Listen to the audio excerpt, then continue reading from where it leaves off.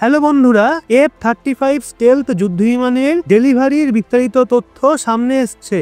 আসলে আপনাদের মধ্যে অনেকেই বহুদিন ধরে এই প্রশ্ন করে এসছেন যে যদি ভারত F-35 কিনে নেয় তাহলে কবে থেকে আমরা এটা পাওয়া শুরু করব এবং কত দিনের মধ্যে সব F-35 ভারতীয় বায়ুসেনার হাতে আসবে।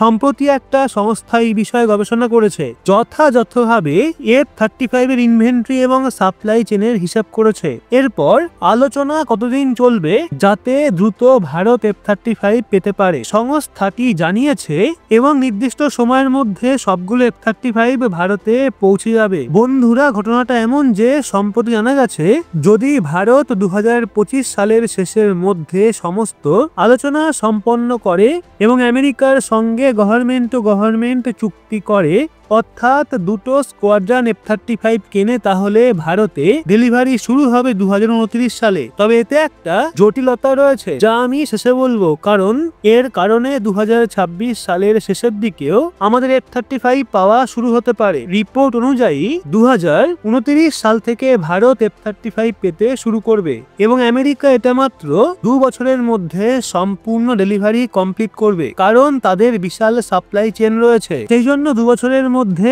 ভারত সহজেই 36 খানা F-35 পেয়ে যাবে। এছাড়া যদি ভারত F-35 এর এ ভ্যারিয়েন্ট কেনে, যা সবচেয়ে বেশি আলোচনায় রয়েছে, তাহলে এই সময়সীমা প্রযোজ্য হবে। তবে সত্য হলো আলোচনা অবশ্যই 2025 সাল শেষ হওয়ার আগে সম্পন্ন হতে হবে। এখন আমি যে জটিলতার কথা বলছিলাম সেটা শুনুন। ভারত আমেরিকার মধ্যে ইতিমধ্যেই বিভিন্ন চুক্তি স্বাক্ষরিত হয়েছে, যার অধীনে ভারত যদি জরুরি অবস্থায় অস্ত্র সংগ্রহ করতে চায় তাহলে আমেরিকা জরুরি ভিত্তিতে সরবরাহ করতে পারে। যেমন যখন গালওয়ান ভ্যালিতে সংঘর্ষ হয়েছিল তখন ভারত জরুরি অবস্থায় চিনুক হেলিকপ্টার পেয়েছিল। F-35 এর ক্ষেত্রেও একই ঘটনা ঘটতে পারে। যদি ভারত জরুরি ভিত্তিতে এটা চায় তাহলে আগামী 1.5 থেকে 2 বছরের মধ্যে F-35 এ ভ্যারিয়েন্টের ডেলিভারি শুরু হতে পারে। যদিও আপনি বলতেই পারেন যে 2 বছর অনেক বেশি সময়, তবে মনে রাখবেন যদি আমেরিকা আগামীকালই F-35 সরবরাহ করে তবুও এটা চালানোর জন্য অন্তত 1.5 বছর সময় লাগবে, কারণ এই বিমান চালানোর জন্য বিশেষ প্রশিক্ষণ প্রাপ্ত পাইলট প্রয়োজন, যার জন্য দীর্ঘমেয়াদী প্রশিক্ষণ দরকার। শুধু এই বিমানের হেলমেটের মূল্য কয়েক কোটি টাকা এবং এর ফিচার বুঝতে পাইলটদের মাসের পর মাস সময় লাগবে। এছাড়াও এটা এতটাই উন্নত প্রযুক্তির যে অন্যান্য যুদ্ধ বিমানের তুলনায় পাইলটদের মানিয়ে নিতে দীর্ঘ সময় লাগবে। সেই জন্য 1.5 বছর সময় ন্যূনতম ধরা উচিত। তবে হ্যাঁ, ডেলিভারি দেরি হবে না, কারণ আমেরিকার F-35 এর বিশাল উৎপাদন ক্ষমতা রয়েছে। তারা বছরে 100-এরও বেশি F-35 তৈরি করতে পারে। কিন্তু সমস্যা হলো আমেরিকার কাছে আগের থেকেই প্রচুর অর্ডারের ব্যাকলগ রয়েছে। রোমানিয়া, গ্রিস, পোল্যান্ড সহ অনেক দেশ ইতিমধ্যেই F-35 কিনেছে, তাই তাদের অর্ডার আগে সম্পন্ন করতে হবে। তবে আমেরিকার একটা দীর্ঘ উৎপাদন লাইন রয়েছে এবং তারা যে সময়সীমা প্রতিশ্রুতি দেবে তার মধ্যেই ভারতকে F-35 যত দ্রুত সম্ভব অর্ডার দিতে হবে। এখন রাশিয়ার Su-57 স্টেলথ যুদ্ধবিমানের প্রসঙ্গে বলা হলে যদি ভারত এটা কেনে তবে কবে পাবে সেই সম্পর্কে একটা রিপোর্ট প্রকাশিত হয়েছে, সেটাও আমরা জানবো। এবং সেই তথ্য স্বয়ং রাশিয়ার রোসোবন এক্সপোর্ট কোম্পানি জানিয়েছে, যারা Su-57 তৈরি করে এবং এক্সপোর্টও করে। সেই কোম্পানির শীর্ষ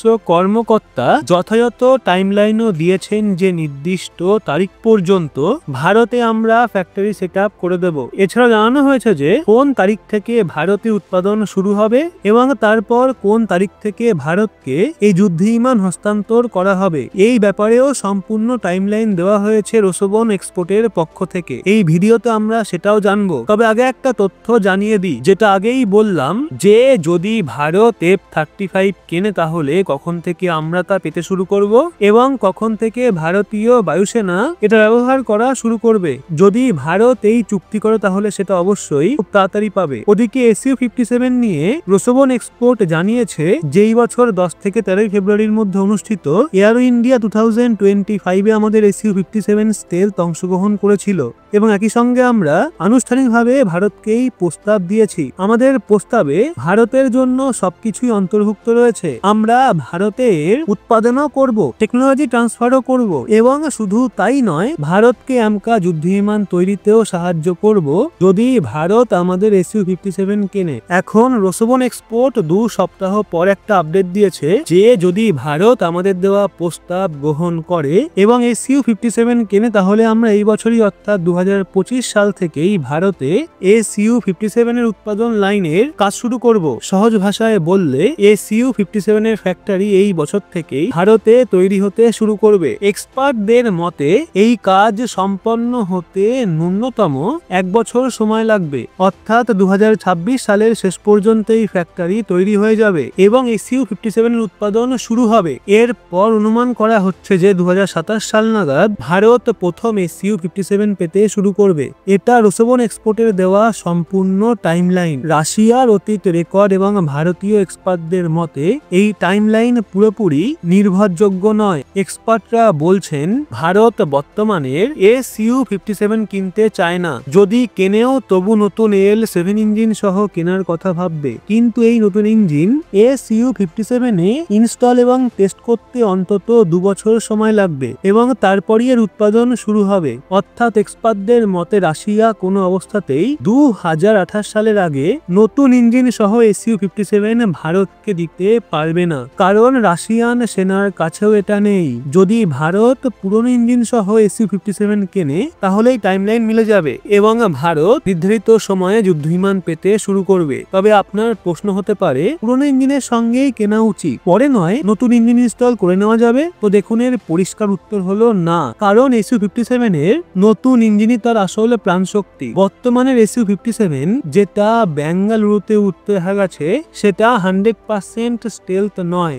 নতুন ইঞ্জিন AL সিরিজ ইনস্টল না করা পর্যন্ত এটা সম্পূর্ণ স্টেলথ যুদ্ধ বিমান হিসেবে বিবেচিত হবে না। এই কারণেই ভারত যদি SU-57 কেনে তাহলে সম্পূর্ণ স্টেলথ যুদ্ধ বিমানই কিনবে, যা নতুন ইঞ্জিন ছাড়া সম্ভবই নয়। এজন্য যদি ভারত SU-57 কেনে তাহলে বাস্তবে 2029 সাল থেকে ভারতীয় বায়ুসেনাটা উড়াতে পারবে। কিন্তু যদি আমরা আমেরিকার F-35 কিনি তাহলে সেটা কবে থেকে পাওয়া যাবে আগেই বলে দিয়েছি। তো এখন আপনারাই কমেন্টে বলুন ভারতের কোনটা নেওয়া উচিত, রাশিয়ার SU-57 নাকি আমেরিকার F-35? এই বিষয়ে আপনার ব্যক্তিগত মতামত অবশ্যই জানান এবং ভিডিওটা ভালো লাগলে লাইক করে ইনফরমেশনটা শেয়ার করুন আপনার বন্ধু বান্ধবদের। লেটেস্ট ইনফরমেটিভ ভিডিও পেতে সাবস্ক্রাইব করে চোখ রাখুন রহস্য বাংলার পর্দায়।